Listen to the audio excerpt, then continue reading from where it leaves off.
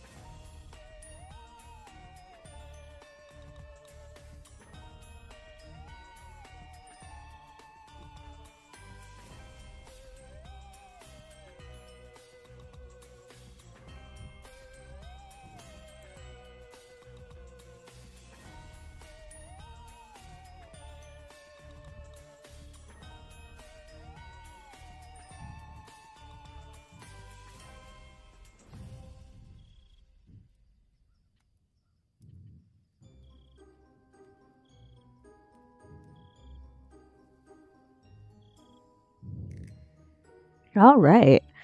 And we are all set. Welcome to the Halloween edition of Night Rides. I am Jax Wolff, and if you have been stalking my streams, as it were, then you probably know how this works. We are here for, I'd say, an hour or 2 hours to vibe to excellent music, chill with fellow writers, and get stuff done. So whether you're here with your own writing project or just vibing to the lo-fi-ish beats, the monster mashes, the Halloween some musical pun, then hello. As always, we do have an icebreaker of tonight. The icebreaker is, if your MCs could or do celebrate, what would they go as? Feel free to type your answer in the chat, or feel free to chat away in the chat. I will read off responses, say hello, and respond to them. And you know, you don't have to feel obligated to talk to me. Feel free to talk amongst yourselves. Feel free to talk to me. It doesn't really matter. Just have fun. It's all laid back. Don't violate YouTube's TOS. That's my only rule. And yeah. What is up? We have our first guest. Hello, Neil. Happy Halloween. How does this fair night find you?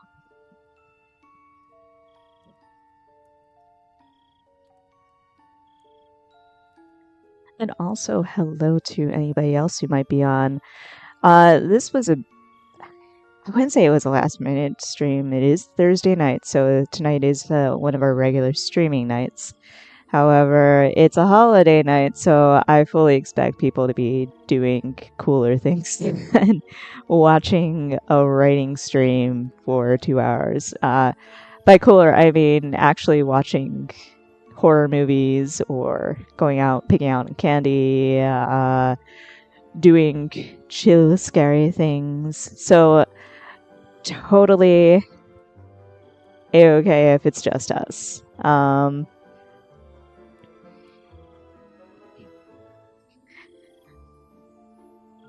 In any case, I did mention that I was going to try to power through all 3 scenes of Chapter 13 tonight. Chapter 13 of The Nameless Song, the fantasy novel that I'm working on, so on and so forth. If you've been here, you know about how it goes. But admittedly, I've already powered through the first scene. If we get through the other 2, I will read out the first scene without actually editing it because it's funny. I love it so much. It's the best bit of writing that I've done for the revision anyway. Um, but as it stands, oh, snap! Somebody reminded me that there's a weeknight writers chat going on at the same time, so this is kind of fun and funny.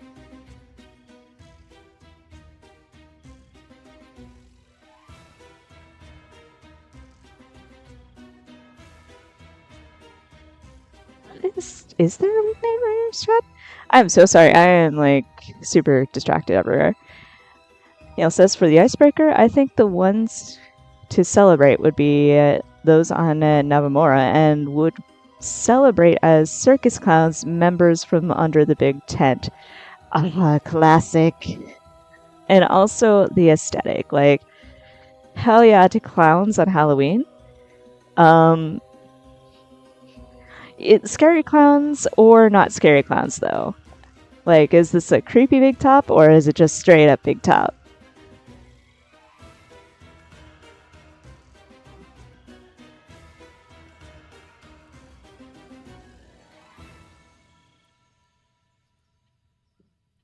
Is perfectly alright. Take your time. Yeah, I mean, I don't really see any news from the Weeknight Writers feed. Like, I love doing it. Oh, they're just starting now, but I love doing it, but I think I'm going to skip because tonight is going to be a busy night. Like, immediately after I get off the stream, there is. I know it sounds really nerdy, but somebody is getting married in game in Final Fantasy, and those are always fun to attend. Like, I've already gotten the fun little minions because they're not my first friends who have gotten married, but it's sort of like you're there, and yeah, it's a fake marriage, but it's very cute, the entire thing, and you just kind of feel happy for them either way. Though I have definitely had friends who were like, let's have a sham lesbian wedding in Final Fantasy, and none of it matters. Um, but you know, it's a fun thing to do on a Friday night. You get to hang out with with people you care about. And honestly, it's amazing how like I'm not new to MMOs. Like, I've been playing them for most of my life. But Final Fantasy is the one where I've felt the most at home. And it's incredible to me. Like, you're sitting down and you're chatting and raiding with people who are all over the country, all over the continent. It's not global, thankfully, because language barriers, but also, thankfully, data centers don't work that way.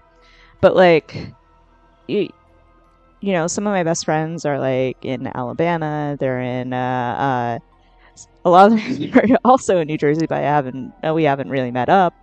I've met people from out in Seattle. I've met people who would, like, go... Okay, so there were a couple of international people, like, not just Canadians, but, like, also people, like, who would take their entire set to Japan, and they're just living there and playing Final Fantasy, and it's, like, really awesome, because, like, you know, you get all these experiences, and it's just the internet experience, I think. Like, there are no more barriers or befriending people that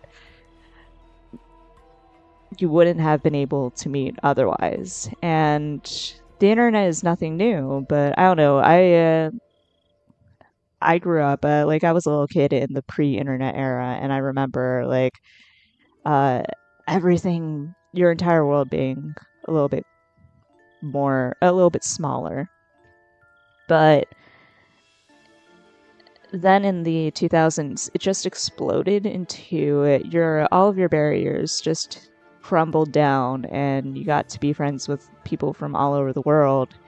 And even though it's been 20 years, like 20, nearly 30 years since the internet really took off in homes across all over, it just never ceases to amaze me how much, you know, you can just sort of like, no matter how closed off you might feel in real life, you could sit down and log on, and there are people, you know.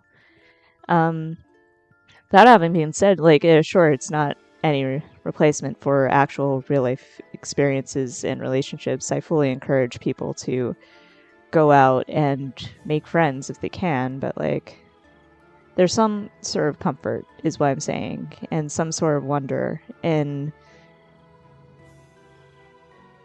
being more global than you could have been without the internet, I think is what I'm trying to say. But anyway, back to this chat. Point is, yeah, this is an earlier haunt, as it were. We're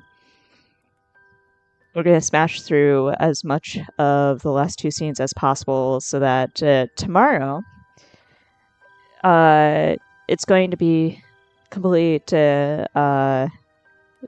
more drafting for me. So like, this is the last time for a while that you're going to hear me read stuff out. I'm going to sit here with you and write.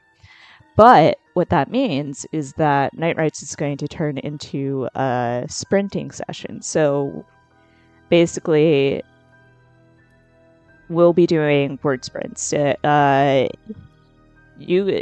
don't have to join if you don't want to. If you want a little bit, or if you want to work outside of the word sprinting atmosphere, you're absolutely free to do so. If you don't want to write at all, also very cool. You're welcome to just vibe with us. But the main idea is I set a timer for like 20 to 30 minutes, or if people have specific requests for time chunks in mind, we sit down, power through as many words as possible. And then at the end, once the timer goes off, I stop, we all talk, read off how many words we wrote, maybe talk a little bit about our progress, then do it again. And we'll keep on doing that for like entire 2-hour time block, starting tomorrow, essentially. Back to the chat. On that note, Neil says, not scary clowns. Fair enough. And they also say, oh, that will be fun, especially for November. Exactly. That is why I am trying to power through, so that we can start doing that November. See, exactly on November 1st. Like, Friday night, November 1st. The first day of writing month, whatever people are doing instead of Nano, or even during Nano. It's going to be like so much fun. But yeah, I hope to see you there tomorrow. I see in my Discord that somebody might be jumping in tomorrow as well, a new face. But yeah, it shall be an entire month of fun. Or at least, we're going to keep on going until I am done with revisions, at which point we're going to switch back to the editing format. But most likely I will finish the revisions in the space of a month, so we'll see. Anyway, all of that yammering aside, we shall go back to the Nameless Song. Scene 2. This is just after the battle, or Ruben's introduction. So sadly, y'all kind of missed that. I think last I left you, Mick and Eleanor had just fled Meadowlark, and Eleanor had accidentally, quote unquote, put Mick to sleep with a sleeping spell. And then there was, she ran off. There was a dragon that popped up and said hi. It was a battle. Eleanor had accidentally revealed that Mick was human, and now the dragons are aware that there's a shepherd. And now we're at the first scene is basically one with the dead god, but like I said, if I have time, I will go back and read that off to you, because dead god, fun times. This, however, is just after the first scene. So it's supposed to be a few days after Middle Arc and a few days after Ruben had popped up, but I had also edited that part. So we're going to be surprised and see if I successfully did it and still left in enough of an indication that it is days later. But that said, here we go. For a second time, Mick opened his eyes, dragging again. By then, it had been, 2 weeks since his transformation? Yet he was still not used to waking up. The disorienting sound as his mind adjusted to something bigger than what it was used to. The disorienting second as his mind adjusted to something bigger than what it was used to occupying. The vertigo that came was dropping into his body, finding his claws, filling his own body.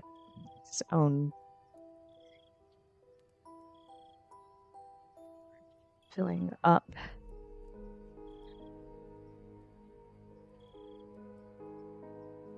Finding his claws, filling up that mountain of bone and muscle. He shook his head, kneaded the ground, felt the sensation of claws breaking the earth as easily as hands molding clay. With a groan, he stretched, reaching his front paws forward first and dipping into a bow, then pushing back into a reverse arch with his hind legs straining behind him. The last remnants of sleep burned out of his aching muscles as he rose to all fours evenly. Actually, I do need a little bit of indication up here.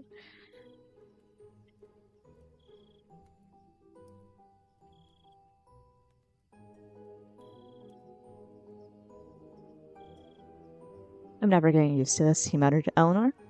He cast a glance towards the grove around him. A lonely copse of trees sat in the thick dot amongst the hills, just a few days' walk from Eldoven. Golden sunlight from the dusk sun sent orange splotches through the shadows. Through the shadows of the trees onto Nick and the soft dirt that had been his bed that morning and afternoon. All of that, but no Eleanor. Mick closed his eyes and twitched his ears. He inhaled the wind, searching for the familiar scent of jasmine and strawberries. There, a snatch of a gasp. A hiss of a whisper of a gasp, a hiss of a frustrated mutter. Wind strong with the scent of spring. Southwest, not far from the groves. Mick padded on, following Eleanor's perfume into the open. There she was, middle of a wide field, right at the bank of one of the streams that spooled off of the Silver River. On the other side, a crowd of river auric, the great water wheel. There was a note about this. I also haven't been consulting my notes at all today, so this is not really good.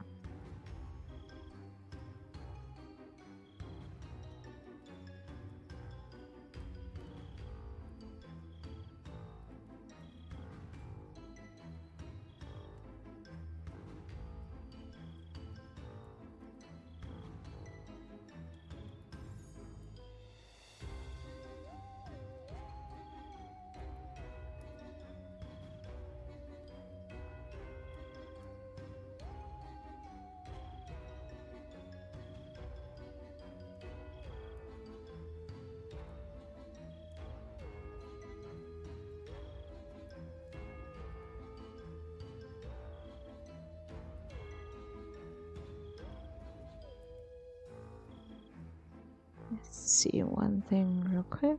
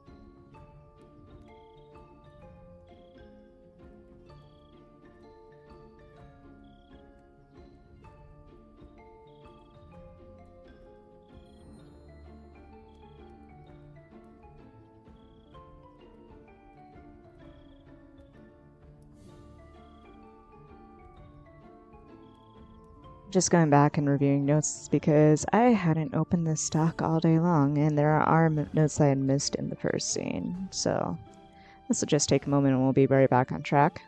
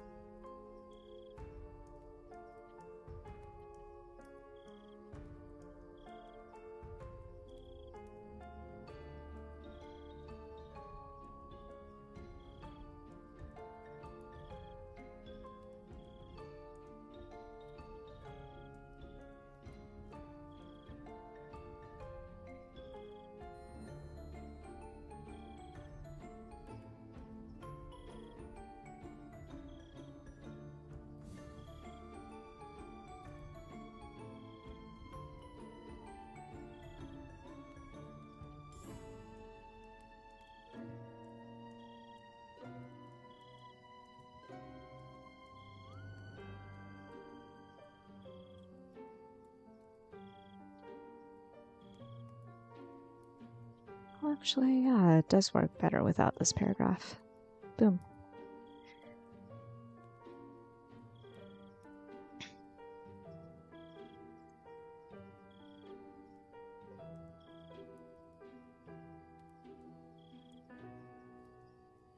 Okay.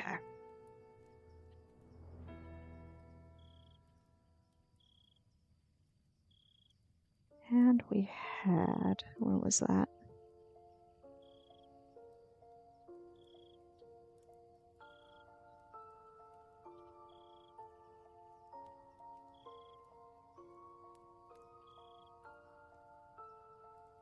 On the other side, a crowded river hart grazed on the weeds along the creek. There we go.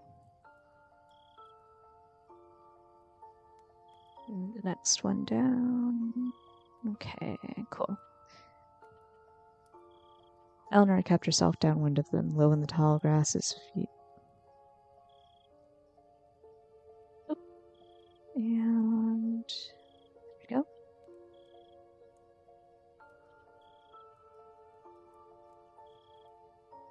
Low in the tall grass, mere feet from the arrow.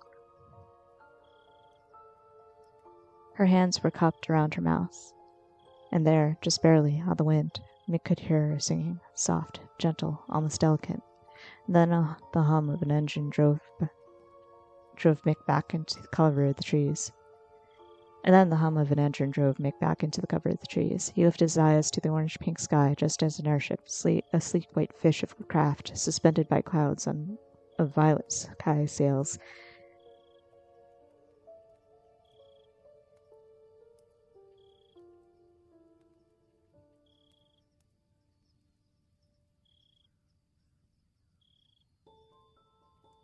emblazoned with the sun lion and shield of the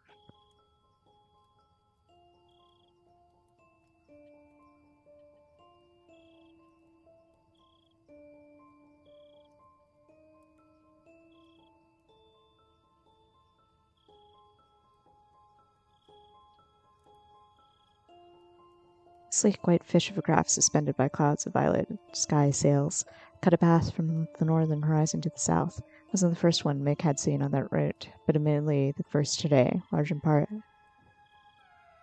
in large part due to the fact that he had only just woken up. For the past few days, since the day after they had left Meadowlark, Mick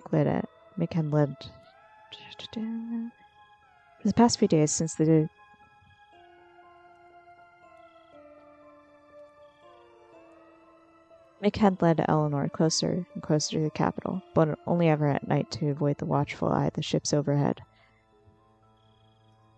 It helped to avoid the adventures too, really. Mick watched the ships pass until finally...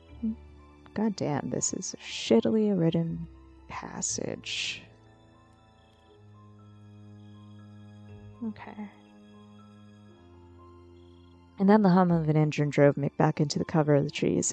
He lifted his eyes to the orange-pink sky, just as an airship, a sleek white fish of a craft suspended by clouds of violet sky sails, cut a path from the northern horizon to the southern.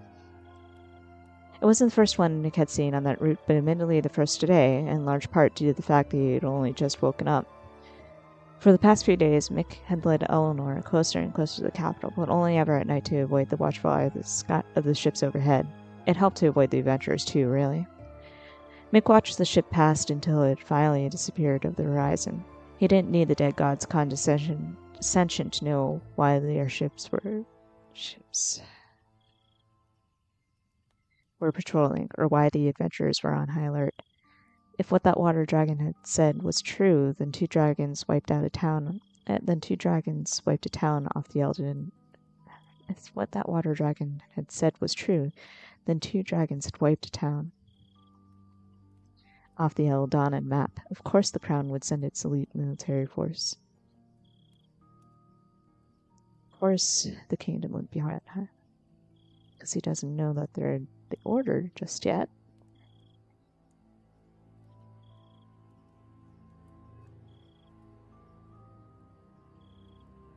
If what that water dragon had said was true, then two dragons had wiped a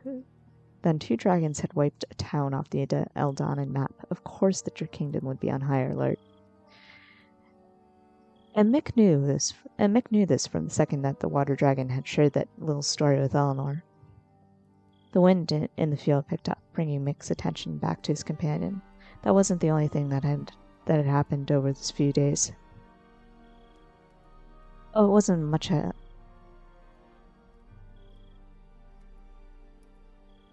wasn't all that exciting. There we go. Mick had tried to talk to Eleanor about her apology, the spell, how he forgave her, but needed her to take things seriously, and on, but she agreed with him. That was it.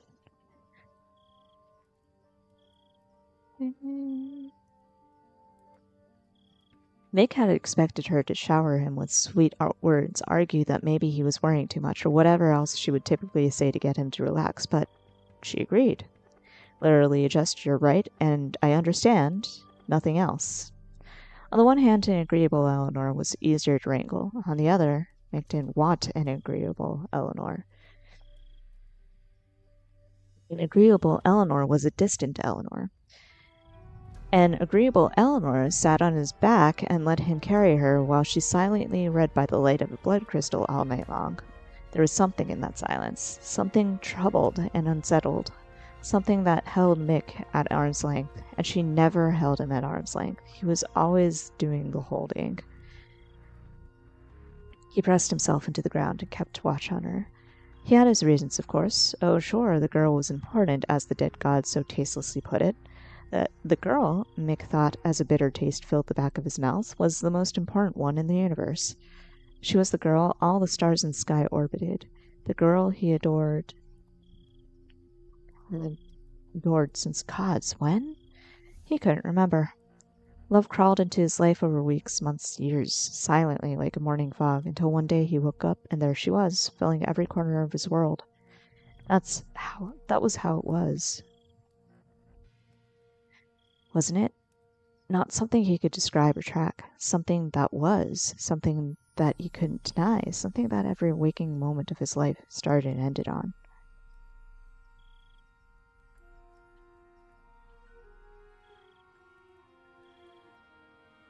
So you couldn't say which angelic laugh solidified his love, or if it wasn't that, which harebrained scheme for fun and adventure, or which night of drunken sailor songs, or which gaze full of wonder and light for the mysteries of the world they shared, did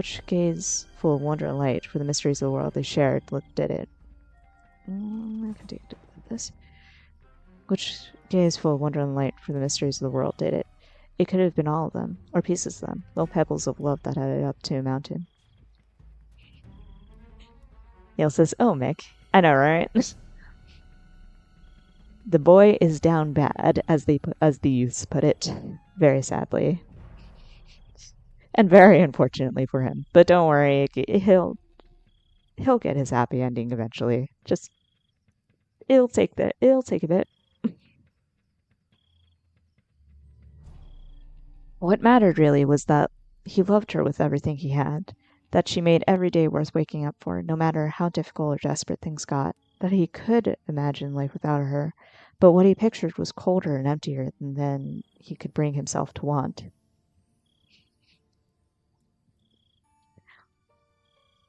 Let's see, any further notes? Where is the next note?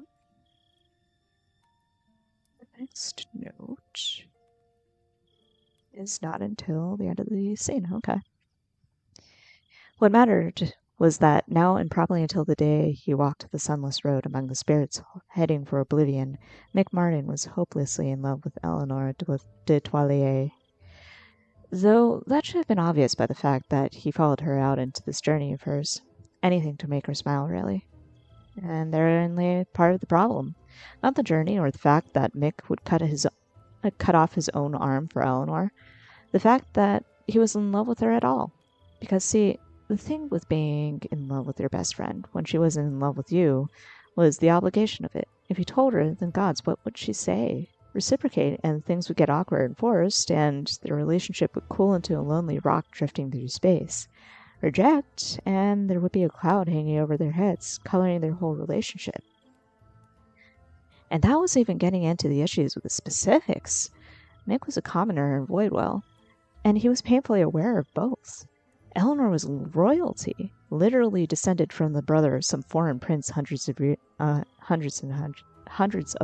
years ago, and sprouted from a family.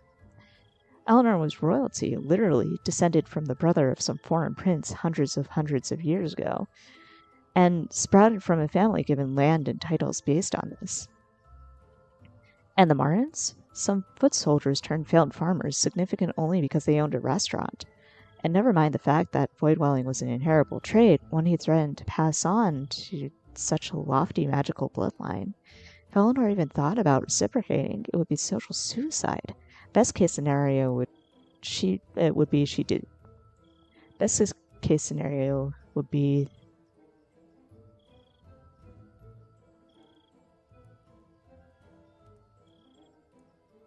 Best case scenario would be that her father would disown her. Worst case, well, there are plenty of rooms in Southwind Manor her family would no doubt lock her up in.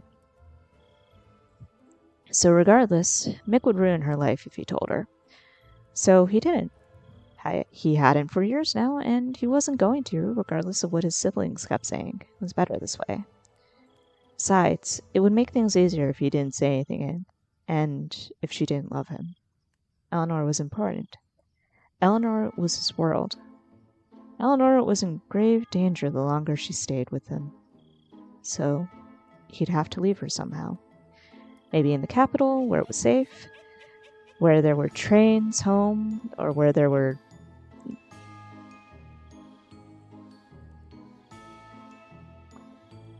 Let's see. So, he'd have to leave her somehow. Maybe in the capital, where it was safe. Okay, I have to ask, is the volume okay on the music? I kind of turned it up because I watched earlier the recordings of these streams and I noticed that it was barely audible. But I turned it up for this one just as a tester without realizing that Halloween music does fun things like fucking Crypt Keeper laughter in the middle of audio tracks when you're trying to read something aloud. Like, what the fuck is this? If it's too loud, feel free to throw something in chat and like let me going like it's too loud, I can't actually hear you. If it's too soft, let me know and I can turn it up, bump it up a little bit more. But otherwise, yeah, I'm just gonna turn down the fucking volume on my own headset because goddamn, I think it is fine. But the music did just get loud for some random reason, right? I think it's because I'm getting my music. I get all of the music for these streams from YouTube, and some creators know how to mix their audio, and have every video be consistent in terms of volume level. Others are like, I'm just going to blast your ears off. And then you're going to watch another video where they have the volume input on as minimum as possible. And that is my rant for tonight.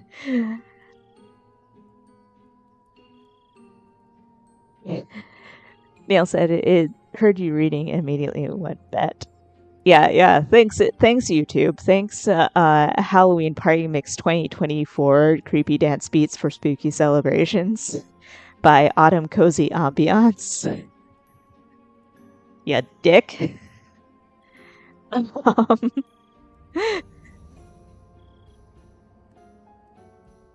So yeah, that's it. That's where we're at right now.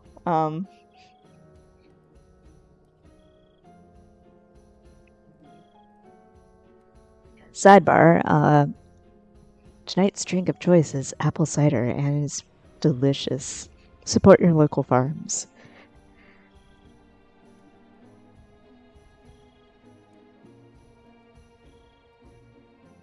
Neil says, yeah, I know, right? We all have good time here. Anyway, more or less,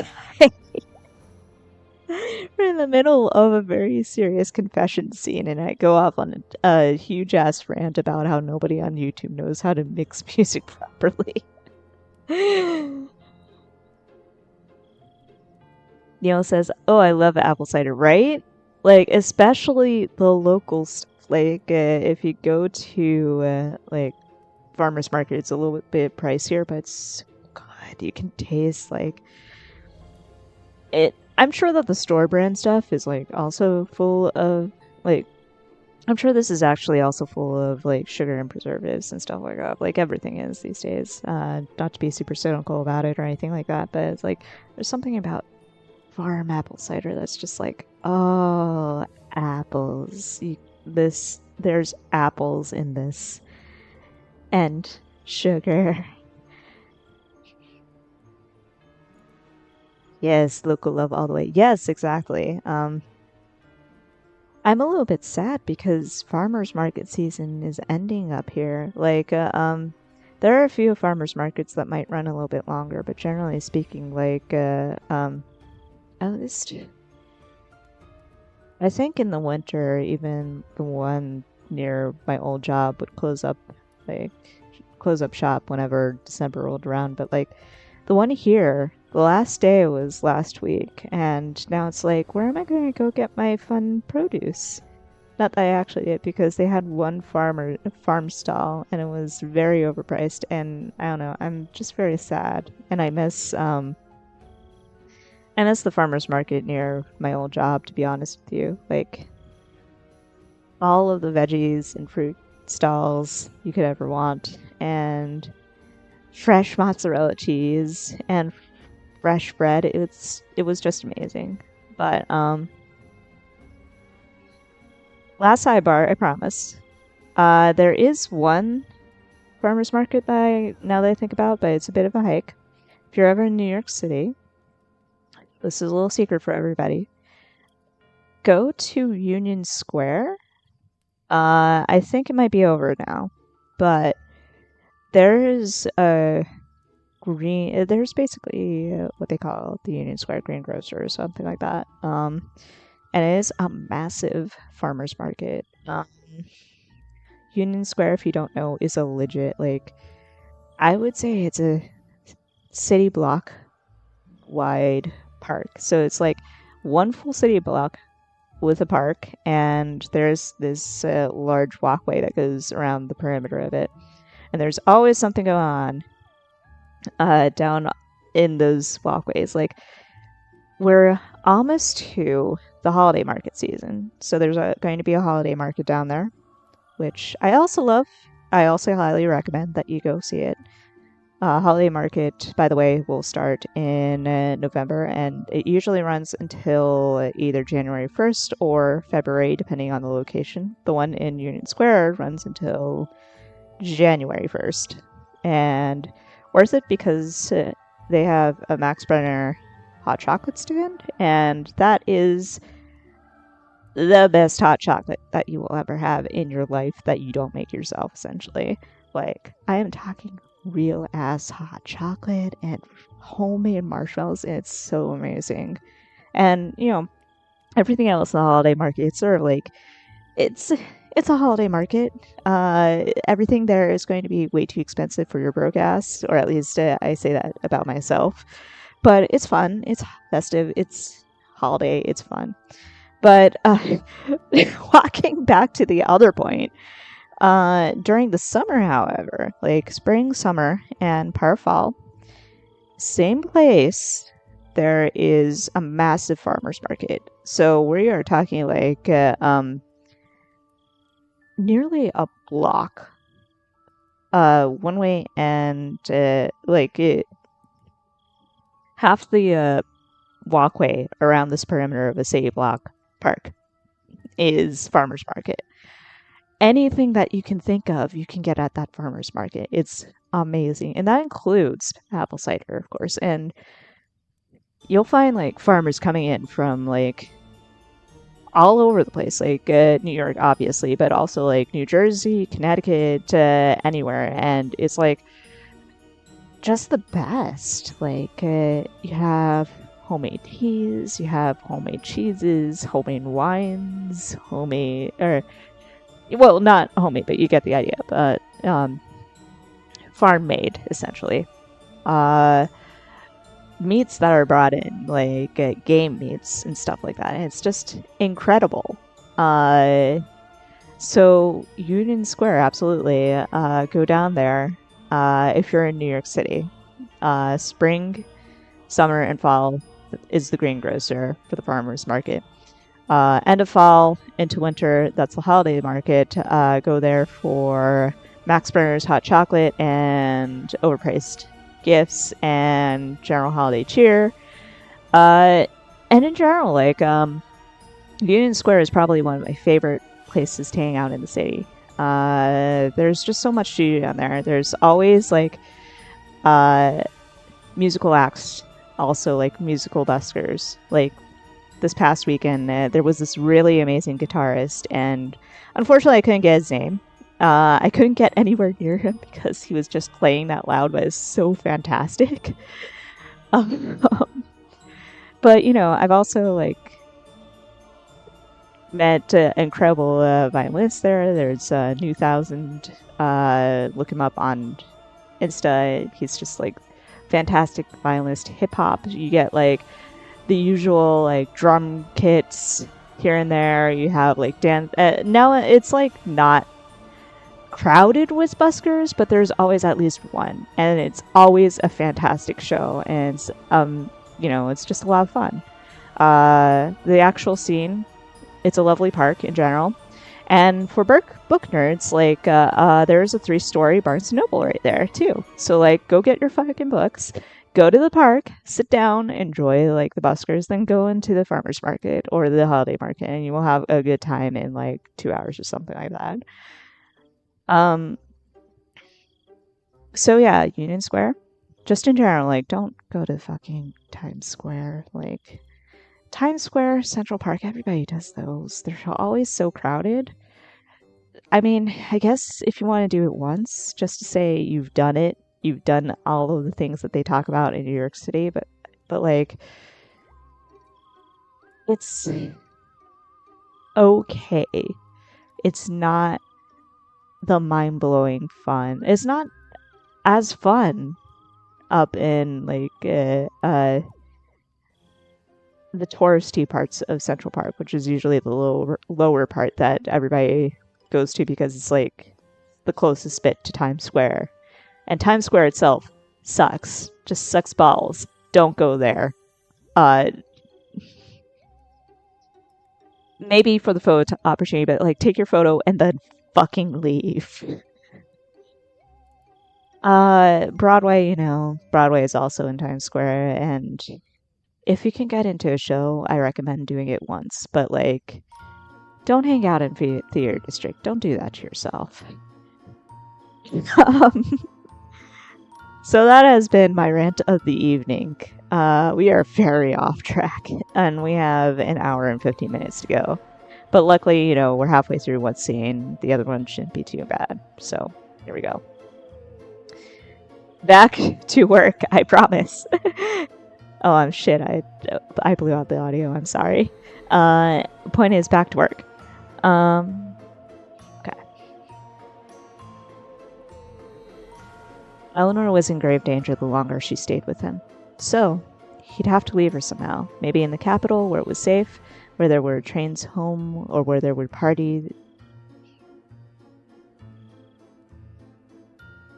Where there were trains home, or where there were parties who could take her.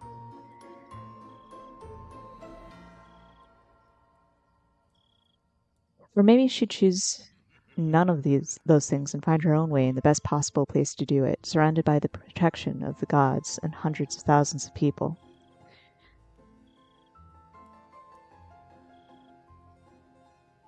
Maybe in the capital where it was safe, where there were trains home, or where there were parties. There would be parties. Maybe in the capital where it was safe, where there were trains home, or where there would be parties who could take her. Or maybe she'd choose none of those things and find her own way in the best possible place to do it, surrounded by the protection of the gods and hundreds of thousands of people. He hadn't told her this either. He would when the time was right and when he had the right words to say. It wasn't her. It was... He could imagine a world without her. Cold, empty, lonely. It would be far better knowing she was safe somewhere and happy, far better knowing she would understood. It would be far better knowing she was safe somewhere and happy.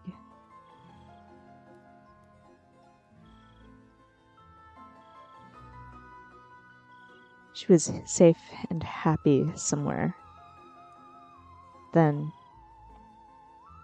it would be far better knowing she was safe and happy than... Mick kept his eyes on Eleanor, watching her hands weave. The wind picked up in the field.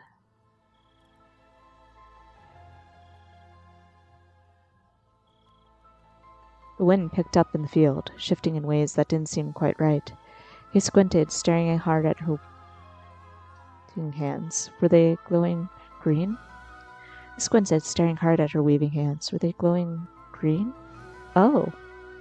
Mick crept closer, keeping his body low and his eyes on Eleanor. He knew roughly how learning new elements worked. 12 elements divided into 4 domains. People started with one, then worked towards learning the other 2 elements in their domain. The other 2 in their domain?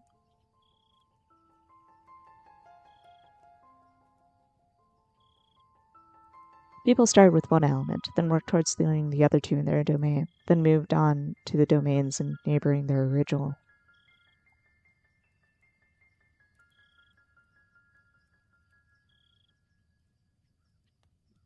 Other 2 in their domain, then moved on to the domains neighboring the one they'd started in. It was complicated, but he never really had to worry about it. Still didn't if what Eleanor said about dragons having only one element was to be believed. But Eleanor, her native element, the one she was born with, was heart magic. That was squarely in the celestial domain, home to lightning and wind.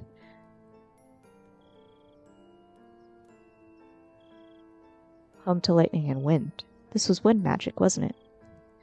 He smiled into the grass. As far as he knew, it took most people decades to master a full domain. Trust Eleanor to skip more than a few years. But what was she doing with it? The lime green sparkle in her hands grew to an orb as she continued to weave her song in the wind around her. Across the stream, several of the river aurochs lifted their head.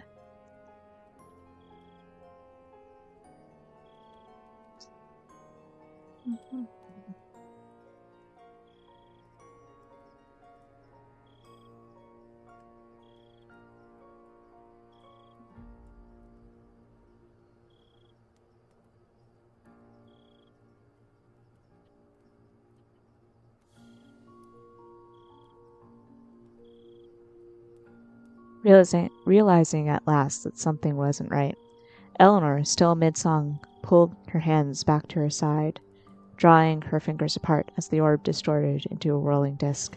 Mick tensed. Oh, this wasn't going to end well. Eleanor snapped her hands forward and sent the disc flying.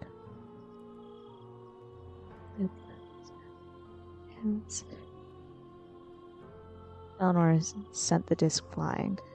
With a snap of her hands, Eleanor sent the disc flying. It struck the nearest Auroch and erupted into a tornado of lime green light, lifting the monster off the grassy plains. She leapt to her feet and wound her hands through the wind around her. Wound her hands through the wind and pulled them from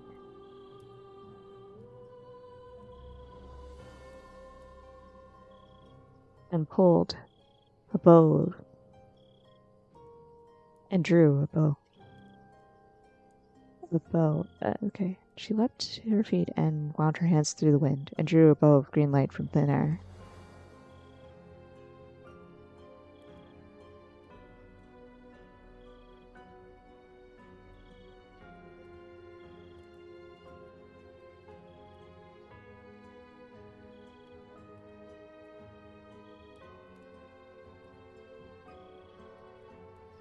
But the bow flickered and vanished. Okay, there we go.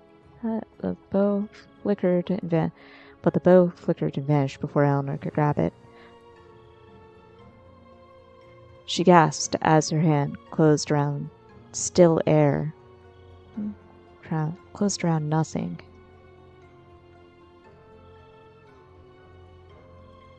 She gasped as her hand closed around nothing, and her wide, wild eyes settled onto the Auroch herd. The one she had suspended in the tornado of light crashed back to the ground. The others. Mick sprang into action before thinking, bounding across the field, leaping to the distance between himself and Eleanor in no time at all. He planted himself between her and the oncoming stampede.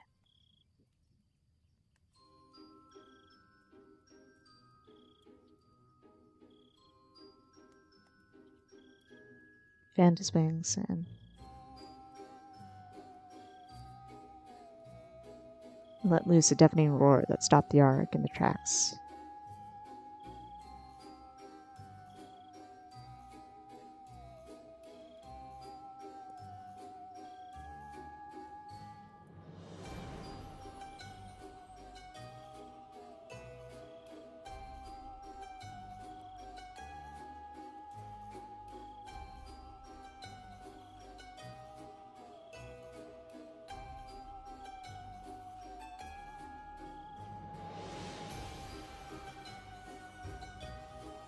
He planted himself between her and the oncoming stampede, fanned his wings, and let loose a deafening roar that stopped the Auroch in the tracks. They brayed and stumbled, eventually switching directions to stampede away from Eleanor. The only one left was the Auroch Eleanor had attacked. It brayed painfully. It moved painfully as it wobbled on three legs. The fourth was cocked away from its body at an odd angle. A break, no doubt. A pang of pity hit Mick's heart, but he started forward nonetheless, and pounced when it was within reach. It wasn't even much of a fight. The Auroch moved and kicked with its good legs.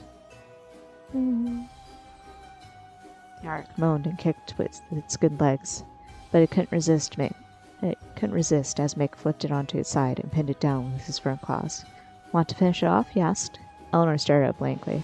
At first, Mick thought she was still reeling from the shock of nearly being mowed down by an Auroch stampede. But then she lifted her hands again and hummed an unfamiliar tune. Wind picked up around Mick and the Auroch, and that spinning lime-green disc flickered to life between Eleanor's hands. It took a second for Mick to scramble out of the way before that disc slammed into the Auroch and whipped into a tornado beneath it. From his spot a leap away, Mick watched Eleanor as she shifted the wind to lift the Auroch into the air. One hand reached out, the green bow shimmering into the palm of her hand. The look on her face, though, it didn't look like Eleanor. Oh, sure, Mick had seen her determined, angry, all the darker shades of emotion a woman could muster. But there was something so cold and focused and frustrated. Mick patted to her side, eyes still on her face. Out of the corner of his eye, he watched her draw back the string on that bow, watched the peridot arrow of concentrated wind magic unfurl from one hand to the other. Watched the whole shebang vanish once again as the wind rejected Eleanor and stilled into zephyrs. The Auroch smashed into the stream, and yet another sickening crack and pain cry signaled the break of another leg. At his side, Mick could practically feel Eleanor shed anger and self-loathing. He set his jaws and cleared his throat. Hey, he said softly.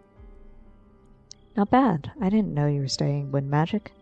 Eleanor said nothing. She merely stared at the auric, her eyes distant and almost glazed. Her shoulders sank, and she brought the heel of her hand to her mouth to wipe her lips.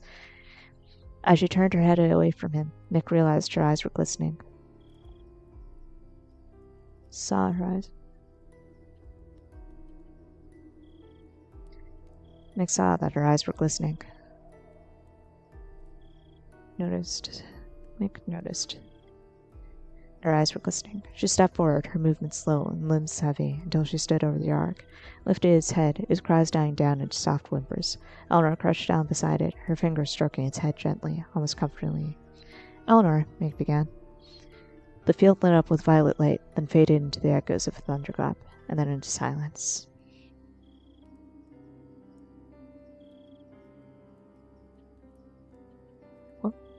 Okay, and then the next note besides that is...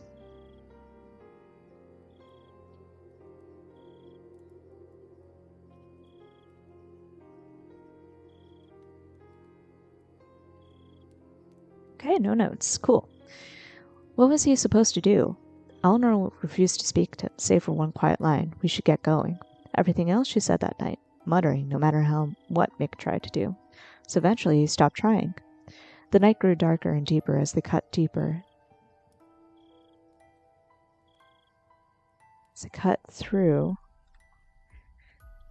The night grew darker and deeper as they cut through monster territory. Now and then the grass around them would shift oddly, and shadows of monster backs breached and submerged in the waving seas of weeds all around them. Occasionally motes of magic would flicker and flit from the grass where the beasts vanished.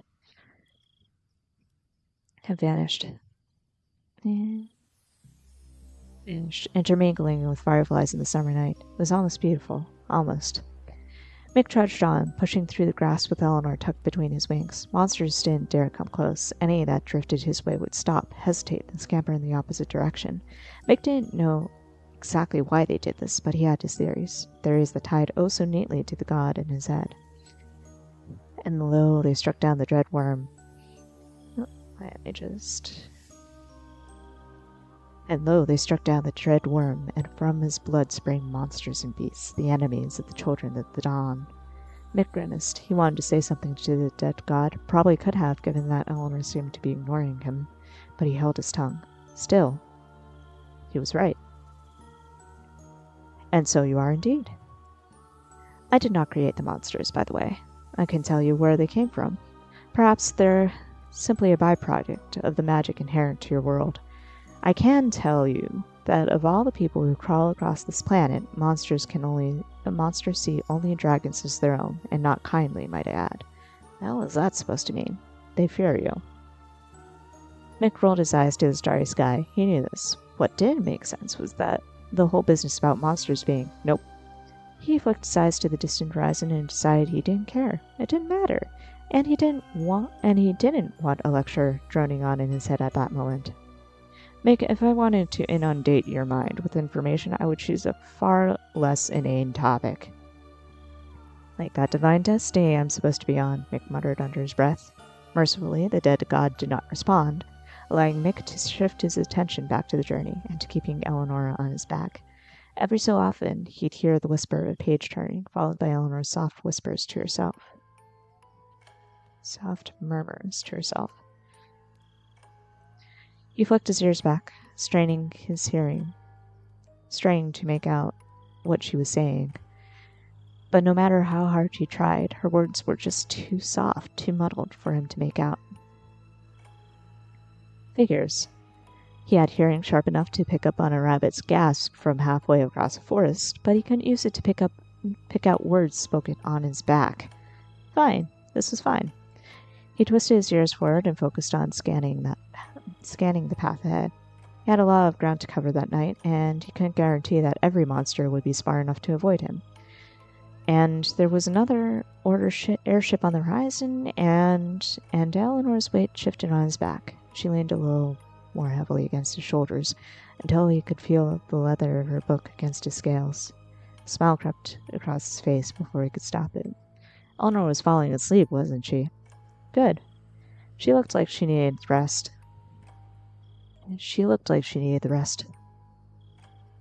But as quickly as that smile crossed his snout, it faded again as the thought of Eleanor crossed his mind.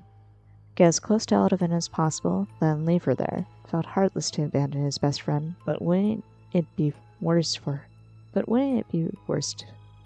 force her to stay with him? Or to even leave?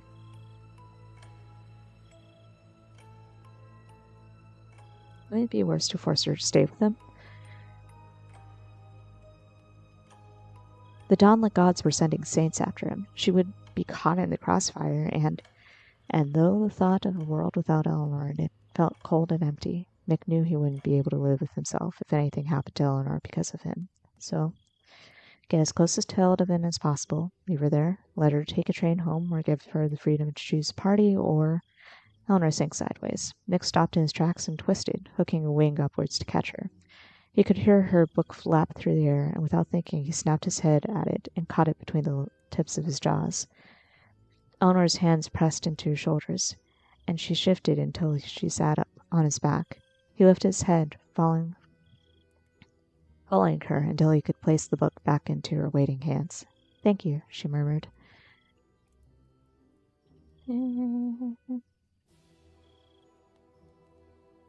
"Thank you," she muttered. She kept her eyes low, averted from his. "Maybe we should stop," he suggested. "Give you a chance to sleep. You're out in the open. In the middle of monster territory. Doubt the airships can tell the difference between me and whatever else is crawling around out here." He lifted his head and scanned the area around them. "But you're right. You can't be too careful out here." Swinging his head forward, he took one step but stopped again as he felt Eleanor sink against his shoulders. "Until then," he said, "why don't you tuck that book away and get some sleep? It shouldn't take me too long to find a good spot, and we can rearrange when we get there." "No, Eleanor's voice clipped off into a gasp. "I dropped the blood crystal." Before he could stop her, Eleanor leapt off his back and took off running the second she hit grass. "Eleanor, what? Hold on!" Mick rolled around, bounding after her, but she didn't go far. After a few yards, she stopped short, looking frantically around for any sign of the missing crystal.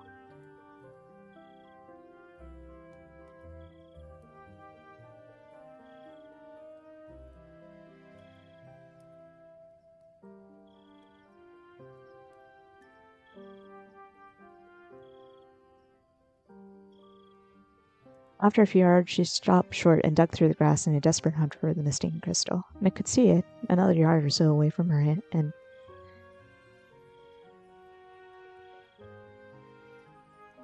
another yard or so away and to her left. Nestled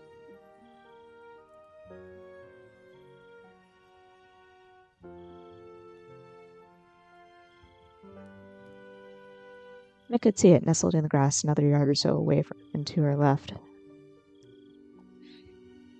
Just as easily as he could see the foot-tall giant ladybird creeping up on her.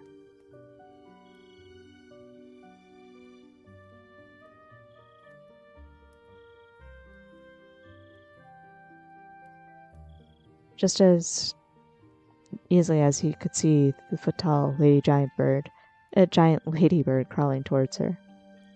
Eleanor, on the other hand, Mick could see it nestled in the grass another yard or so away from her.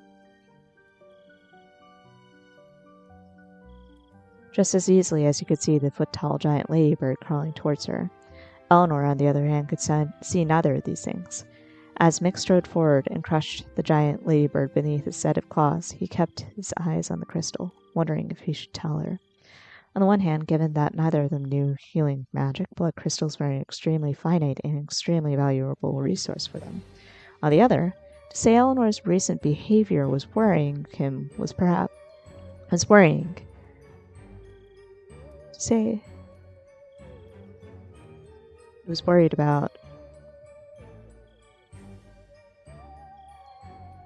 To say he worried about Eleanor's recent behavior was perhaps the understatement of the century. Don't run off like that, he hissed, grinding his claws into the pulp. Don't run off like that, he said, grinding his claws into the pulp that had been the giant ladybird. It's the dead of night in the middle of monster territory. She plunged her hands into the grass, frantically pulling at it to...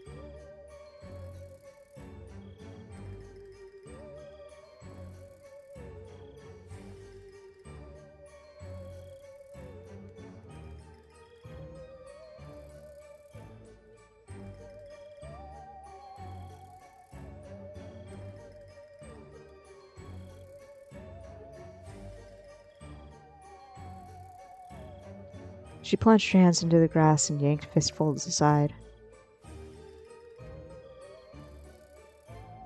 I know, but I need to find...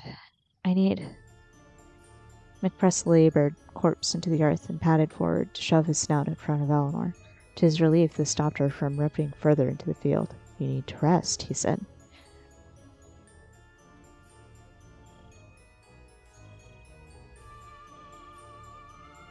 Be honest with me, have you been sleeping while I have? Eleanor pulled away from the patch of grass she'd been ripping apart and folded her arms. She wasn't looking at Mick again, but this time he had a feeling why. He had a feeling he knew why. I'm fine, she said. Mick scoffed. He'd known Eleanor long enough to spot when she was lying through her teeth. Once again, he bowed his head low and swept it around her to nudge her with his snout. Let me guess, he said. You were studying instead of sleeping. I'm fine, Mick, Eleanor growled in warning. So how many days have you been fine? She pushed past him and scrambled through the grass again. I don't have time for this. Mick stepped to her side and pushed his snout against her again. What's so important that you're willing to work yourself to death? Eleanor wrapped her arms around his muzzle and finally looked into his eyes, except the expression she gave him wasn't one he was expecting. It was instant, raw disbelief. Are you serious? She asked. He shrugged, suddenly feeling as if he'd tripped off a building. Give me a hint.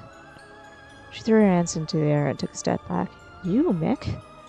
And once more, she dove back into the grass. That book I'm reading was on celestial magic. My mother gave it to me as the first step towards the one your mother gave to me. Okay. He knew she hadn't been sleeping because those words in that order made zero sense to him. What books? What book? The one on terrestrial magic. Eleanor heaved a heavy, exasperated sigh and dropped to her knees. With each word she said next, she motioned dramatically to Mick. If I can learn wind magic, I'll have mastered the entire celestial domain. That will allow me to unlock terrestrial magic. And what is in the terrestrial domain? He didn't even have to think about it. Of course he knew where that was going, but... Blood magic, he said. But I thought we'd already figured out that the amount of blood magic I'd need to change back wasn't something a single mage could generate. As far as we know. Eleanor pinched the bridge of her nose, as if she really didn't think she'd be having this conversation. But if I could just unlock blood magic, I could experiment with it. Maybe there's something most experts don't know about. What, even native blood users? I don't know, possibly? Mick exhaled slowly. Eleanor, I know what you can do, and I know you're capable of things most other witches can only dream of. I really should do find her in place. I know you're capable of things most other mages can only dream of. Believe me when I say that. Mick, and for a third time he pressed his snout into her side until she rested her hands on the space between his eyes and nose. But do you really think you can help me if you're dead? He asked, his voice barely a whisper. For a moment she stared into his eyes, searching them for something she wouldn't name. And then she shifted her head, gaze settling on the grass. Onto the grass. I'm sorry, she said. It's been weeks. I know. And that fight with Ruben made me realize I hadn't been taking this as seriously as I should have. And that was wrong of me. Mick nudged her as reassuringly as he could. Hey, I don't think any less of you if I was in your shoes. You wouldn't have thought it was fun. You wouldn't have thought it would be fun to have a dragon on your side, she hissed, snapping her gaze back to him.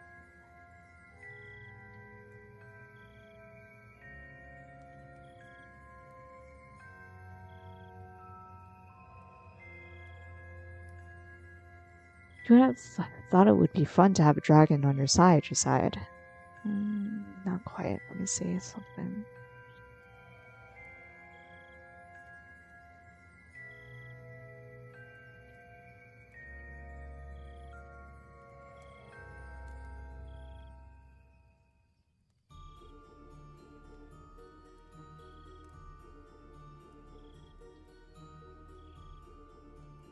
Hmm.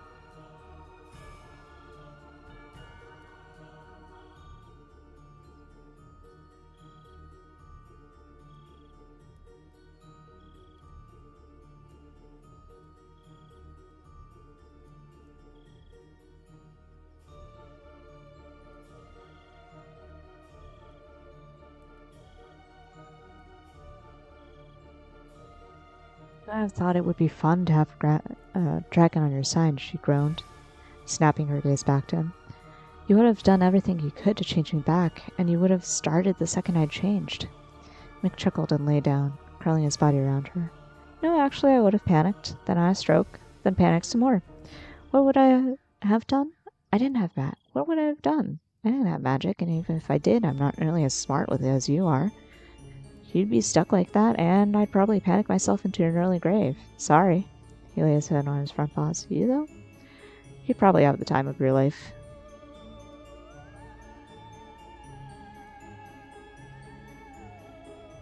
You, though? You'd probably have the time of your life if you were the dragon here. Hold on. Hang on.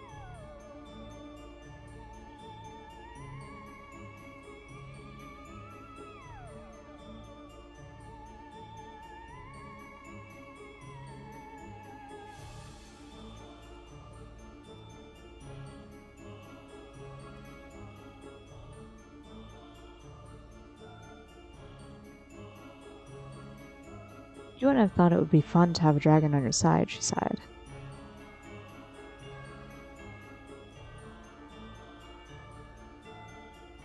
Not elegant, but I think I'm gonna leave it alone. Eleanor groaned and sank to her feet, leaning against Mick's side.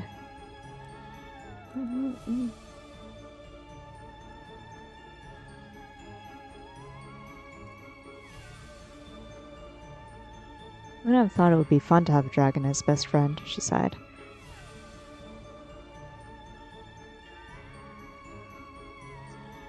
Eleanor groaned and sank to her seat, leaning against Mick's side. Why are you making this so difficult? Making what so difficult? She rubbed her forehead. I've been treating your condition like a game, and you're not even angry with me.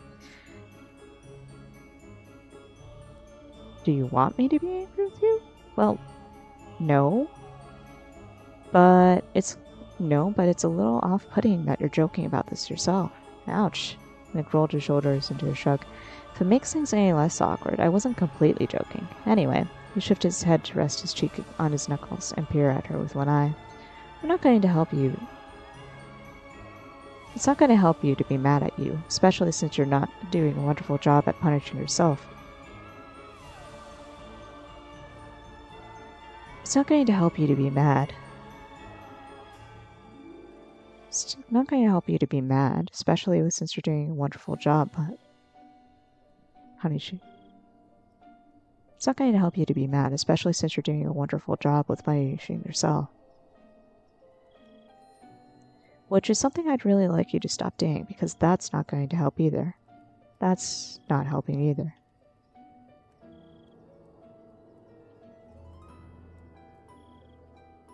It's not going to help you to be mad. Especially since you're doing a wonderful job with punishing yourself. Which is something I'd really like you to stop doing, because that's not going to help you either. I'm sorry, don't be. Reasonable response to have, to be honest. Mick stretched her wing around her and wrapped her with it, and as close as Mick stretched a wing around her and wrapped her with it in as close to a gentle, friendly hug as he could get. But listen, as much as I appreciate you for going out of your way, as much as I appreciate you going out of your way for me, please don't kill yourself for my sake. It'll take years for you to get enough of a handle on blood magic to work out transformation. I know that. So it's not going to hurt to take one night off. Eleanor squirmed his grip. Do you have time for that? Mick was thankful Eleanor couldn't see in the dark, otherwise she would have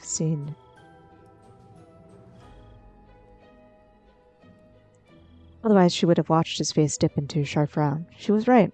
Time wasn't on his side. If the vision the dead god had shown him was anything to go by, the Dawnlit already knew who he was and where he was, which meant that a saint could show up at any moment. And could he fight against a god anointed? There was a note here.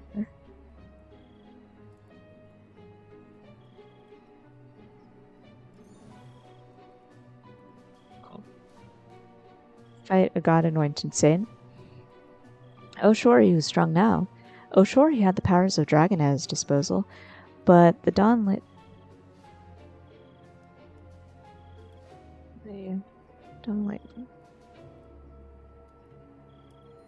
The saints of the Dawnlit gods. The saints of the Dawnlit gods most likely had the benefit of gods.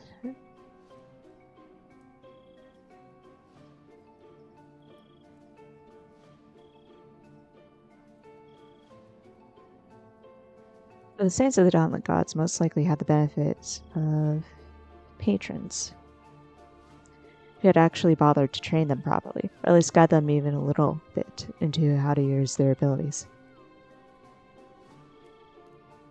Little. But the saints of the Dawnlit gods most likely had the benefit of patrons who had actually bothered to train them properly, or at least guide them even a little on how to use their abilities. He had pretty much a song and a series of accents that told him he could shoot fire, and that was it. So yeah, no, he was definitely going to get his face kicked in by the first saint to show up, and that was almost certainly going to happen before Eleanor figured out even the basics of blood magic. I mean, Mick cleared his throat, realizing only here now that he should probably say something vaguely reassuring to answer Eleanor's concern. I feel fine. Not the smoothest smooth, but to be fair, he was under pressure. You feel... Mick, you're a dragon, Eleanor deadpanned. Screw it. Run with it. A divine dragon? That, according to you, the Dawnlit gods themselves are after.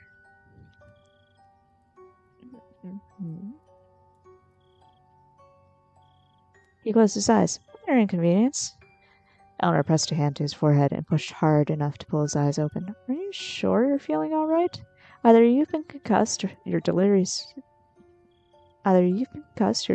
with fever, or you're not at all, McMartin. He smirked, then shoveled her onto his back with his head. Or maybe I've been hanging out with you for too long. Come on, let's go find some shelter and get some sleep. And maybe I've been hanging out with you for too long. Come on, let's go find some shelter and get some sleep. And trust me, you'd better be sleeping tonight, or I'm begging the dead god for an element change. Fair's fair. I'm sorry for that, too, Eleanor replied quietly. Mick circled back for the crystal, plucked it out of the grass with his teeth, and dropped it into Eleanor's lap. If I'm joking about it, it's water under the bridge, and I'm officially giving you permission to stop feeling bad about it. Deal? She cupped the crystal in both hands. Well, I'd still feel bad about it, but I appreciate the fact that you forgive me for that. Close enough. With that, he turned back to the path and trudged through grass, eyes on the clusters of trees in front of him. Just as he settled on which one he would be best to nap under, he felt Eleanor shift on his back, and the soft haze of crimson light from the crystal disappeared from view. Mick, she said. What are we going to do? I'd tell Eldefin, he replied. We could ask your brother for help. Maybe plead our case to whoever will listen. Either way, there should be enough blood mages and ancient knowledge there to figure something out. I meant to do that again. I meant about the Dawnlit gods. A cold railroad spike of dread struck his gut and took Mick everything he had to keep himself from tripping. His throat went dry, and he swallowed hard as the elephant in the room was finally dragged out of his thoughts and into the air between them. What about them? He asked, as smoothly as he could for a guy currently panicking. They're coming, aren't they? Eleanor asked. They were, and Mick thought again about the plan with a capital P. Get as close to Eldovin as possible. Leave Eleanor in town. Figure this out on his own. Let her take a train home or find a group of adventurers or nothing. With a sinking heart, Mick had to admit she was killing herself for him. Eleanor, he began. Yes, Mick? If hypothetically I took you to Eldovin and had you stay there for your safety while I went out into the world and either figured this out or faced my stupid, probably highly lethal destiny, what would you do? I'd follow you right back out into danger, seeing as I've been eating myself alive as it is, trying to figure out how to change you back out of apparent guilt. Trying to figure out how to change you back, thanks to my apparent guilt over a whole litany of things. So, I'd follow you right back into danger. Seeing as I've been eating myself alive as it is, trying to figure out how to change it back thanks to my apparent guilt over a whole litany of things, so of course I would absolutely not care if I was running headlong into danger against the gods and your expressed wishes. I'd follow you, seeing as I've been eating myself alive as it is, trying to figure out how to change you back thanks to my apparent guilt over a whole litany of things, so of course I would absolutely not care if I was running headlong into danger against the gods and your expressed wishes. Yeah, that's what I thought. Okay. Yeah, no, he couldn't say this much. It wouldn't end well. He knew it. Mick? I mean...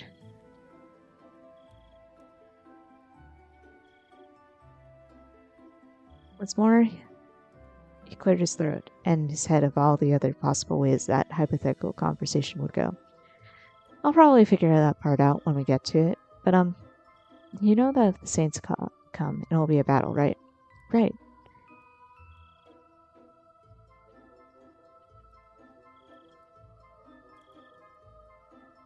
You know if the gods come, it'll be a battle, right? Right. And they're after me, not you, right? Yes. So, yes, Mick, I would fight alongside you. It's the least I could do. For what? Friendship? There are other options. I am not... for what? Friendship? There are other options. I am not leaving you. Now, Mick didn't know whether or not she was reading his mind at that point, but that tone, how clear it was, how determined it was, how much like Eleanor it was, made him think she knew exactly where he was going with other options. Yeah, that's what I thought. Okay. He inhaled deeply, letting the humidity of that summer night land heavily in his lungs. His eyes fixed on that stand of trees ahead, but his mind whirled with thoughts of the future. No, he couldn't leave her, not out of choice, but because she was Eleanor.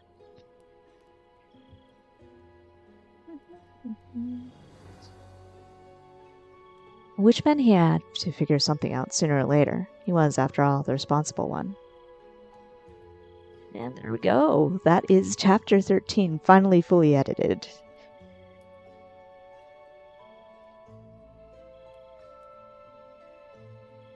I'm happy with that. Let's see, just out of curiosity. Not bad. We're at 94,342 without the missing chapters. So, yeah, we have half an hour to go before I have to hop off and go do in-game wedding things. So, with that half an hour, why don't I read you the bit that I hadn't covered? The fun dream sequence bit with the dead god and Mick. And Mick being hilarious, just like as a way to wrap up the night. Because remember, chapter 14 onward to what's now chapter 24 is going to have to be rewritten. And that's going to happen starting tomorrow with our sprints. And it's going to be a fun time. You're going to watch me panic and flail and smash words into this computer more than you have seen me. But in any case, half an hour, let's go. Chapter 13, Scene 1. Not even in his dreams could Mick get respite, it seemed. He cracked open an eye and found himself inside the dead god's temple, once again human, once again at the feet of the dread deity. The dead god didn't seem pleased. Not visually, of course, but Mick had the sense that he was staring at him with disappointment. At that moment, Mick was lying flat on his back on the floor. Unlike last time, he didn't have to be, and nothing put him there, but he appreciated how much it seemed to piss the dead god off. Probably a violation of decorum on the part of the holy champion, but after his entire journey thus far, Mick was eager to take his exhaustion-born irritation out on the person he blamed for a lot of that. I believe I told you not to make contact with the dragons, the dread god droned. Oh, this wasn't about decorum. Or maybe it was a little bit about decorum? Mick really wanted to believe it was both. Either way, he certainly wasn't getting off the floor to have this conversation. You know, unless I had that remote viewing spell most heart mages eventually learn, I'm pretty sure I had no way of knowing that Eleanor was going anywhere near a dragon, he said. You know, besides me. You do not have that spell, the dead god replied, completely ignoring Mick's sarcasm. However, I told you explicitly to keep your distance. He did.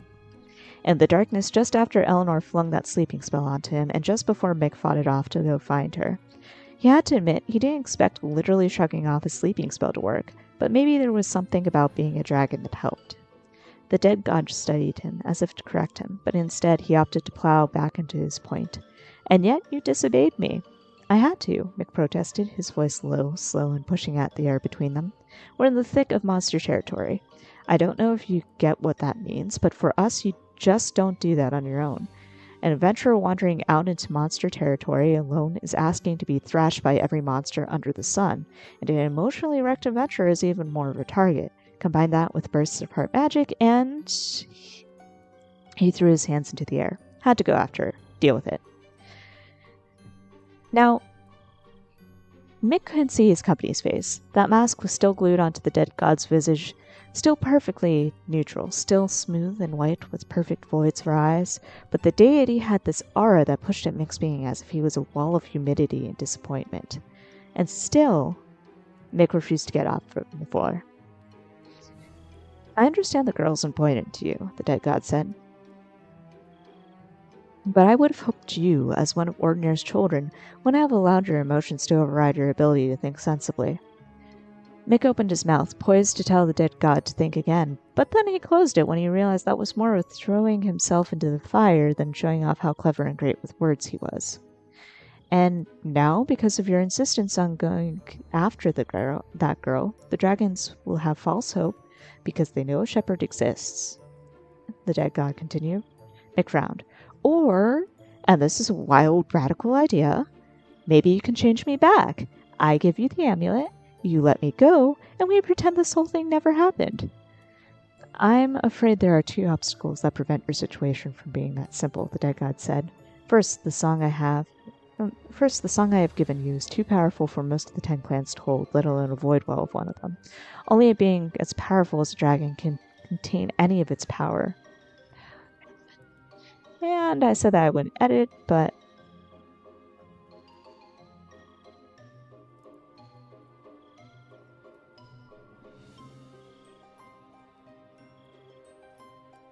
therefore, the second you regain your human form, your body will burn from the inside out while time wars around you to prolong your suffering.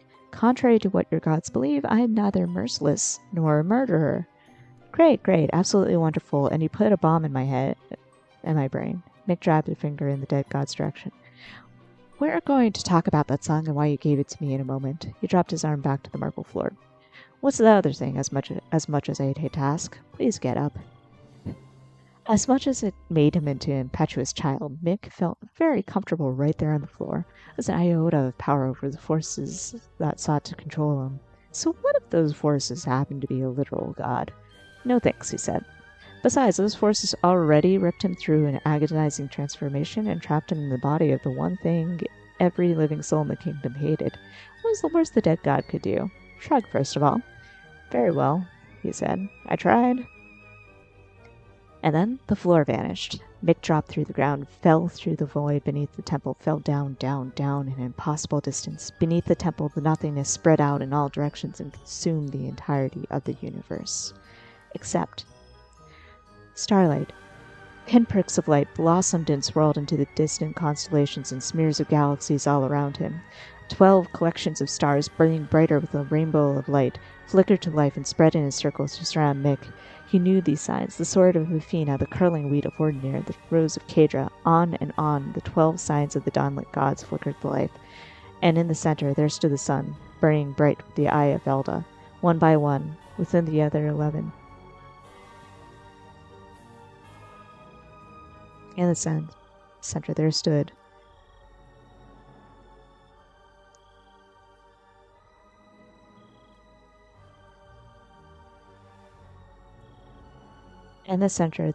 one resembling the sun, burning bright within the eye of Elda. Oh, that's what. There stood the sun, burning bright within the eye of Elda. One by one, within the other 11 constellations. Starlight burst into existence, screaming comets orbiting the circle of signs, orbiting Mick himself. 12 gods, 12 saints, the dead god said. Already our adversaries have selected their champions, just as Phelan had warned. Already they are converging. Just as Phelan had warned. Alright, they are converging. They will look for you, and if they find you, which will be no difficult feat with the way you've been carrying on, they will not hesitate to strike you down no matter which form you've taken. All 11 comets slammed into Mick with more force and more heat than he'd expected for a dream. All he saw was light. All he knew was white-hot, searing pain and the roar of magic as the comets threw him into the sun. And then he knew nothing at all but the sensation of every atom of his body being ripped apart and burned in divine fire. And yet he swore he'd screamed, his voice swallowed up by the deafening cries of the sun itself. He blinked, and once again he was on the floor, this time stomach down. His body felt cold and alien. He trembled and took his first shaking breath, and slowly he pushed himself to his hands and knees. They don't know it's me, he rasped. I can. Do not underestimate your own gods, the dead god boomed. Mick's vision went black, and the hazy image of Izara, of Kadra, of Ornir flashed into his mind. They knew. Oh, gods, but they knew. Only here, only now, did Mick realize the breadth of his situation. And he felt it as vast and dizzying as the black he'd fallen straight through. So you see, even if I released you, it would be no true end to your predicament, the dead god said, with the slightest ghost of pity in his voice. It will be a far bigger mercy to let you die as a dragon. You will still die, but at the very least you can say you had the slightest chance. Mick snapped back to reality at his words. Pushing off the ground, he sat on his heels and glared at the dead god. A blazing hot rage, deeper and more venomous than he had ever felt before, filled him from the very tip of his crown straight on down to the very soles of his feet. Is that it? He said, every syllable even more of an implied warning than the one that came before it. That's my choice? I die a human, make you feel guilty about it, or I die a dragon and you get to feel like you tried to save me? He planted one foot on the marble floor and rose slowly, his body shaking to contain his indignant rage. You know, growing up, I'd heard about you, he said. Wasn't scared, of course. I might be faithful to Ordinary, but the whole dread worm business was eons ago, and anyway, you were supposed to be dead. So I knew since I was a kid that you still being alive was a fairy tale, invented by adults to make kids behave. Don't lie, don't covet your neighbor's things, don't kill, or you'll be knocking on the dread worm's door. You were supposed to come and devour the souls of anyone who strayed too far from the light of Ordinary and all the others. Can you believe that? The dead god said nothing. There was no aura this time, no force nudging at Mick's being, just that unreadable mask and the slightest tilt of the head. So Mick continued. Imagine my surprise when it turns out you aren't all that dead after all, he said. Or maybe you're a ghost. I don't know, and frankly, it doesn't matter to me. All that matters is, as it turns out, you're a selfish piece of work. Excuse me? Even the dead god's voice was entirely unreadable to Mick. You heard me, he replied. Either I die a human, or I die a dragon, and which one depends entirely on whether or not you'd feel bad after I'm reduced to smear on the paving stones of the sunless road. Are you listening to yourself? Still, the dead god had no response. But there was something this time. A shift in there. The feeling of eyes staring heavily at Mick. He narrowed his own and fixed them directly onto those voids in the dead god's mask. I want a third option, he said. There is no third option, the dead god droned. Then I'll make one. It was a stupid statement, and Mick knew this immediately. The hell was he going to do? Some guy who spent nearly all his life in the same tiny town? Some guy who, until barely 2 weeks ago, couldn't even muster enough magic to move a pebble, never mind the apparent mountain he'd just assigned himself? And here he was, standing feet spread, hands balled into fists at his side, glaring daggers into the eyes of a literal god, the adversary of the most powerful beings Mick had ever known, vowing to do a better job than that god could ever do. And yet, he stood before the dead god, sure of one fact more than anything else. He was going to make a third option. It was dumb.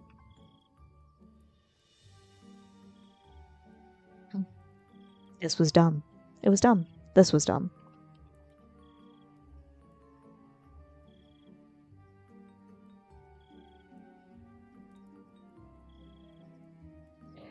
It was dumb. This was dumb. The dumbest decision he'd ever made. And yet, he stood before the dead god, sure of one fact more than anything else. He was going to make a third option. The dead god tilted his head a little more, and Mick felt the weight of his stare. Interesting, the dead god said. Maybe I underestimated you.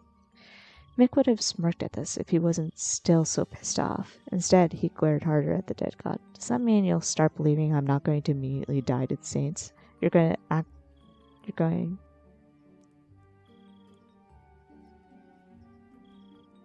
actually going to help me? That's another of those things, the dead god replied. At least I don't intend on providing the direct help you're hoping for. If you want this third option, you'll need to pave the way with your own hands, McMartin. Fair enough. Mick was almost relieved that the dead god wouldn't interfere anyway. But I will say this, the dead god continued. Do what you wish, take that girl with you if you insist, but know that the road ahead will be dangerous, far more dangerous than you can ever imagine. Eleanor.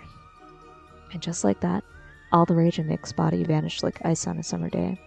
Mick unclenched his fist, unclenched his jaw. What was he doing? No ideas, 12 divine champions after him, so little hope that even a god was refusing to lift a finger to help. And Eleanor was right there, right beside him, the entire way. A burr of uncertainty caught onto Mick's soul. He wouldn't mind throwing himself at whatever ungodly task he'd just committed to, but could he do that and keep Eleanor safe? He didn't want to think of the answer. Not now, not in front of the dead god. And yet, something in the air around the dead god shifted. A buzz of something Mick didn't want to name. Not amusement, but... Go to Eldivan if you insist, the dead god said. There are ways you can get there without calling attention to yourself. Consider this a test of your conviction and abilities. The dead god hesitated, considered his champion for a second. I wish you the best of luck, McMartin, he added. I do hope you find your answers. And just like that, the dead god let Mick go.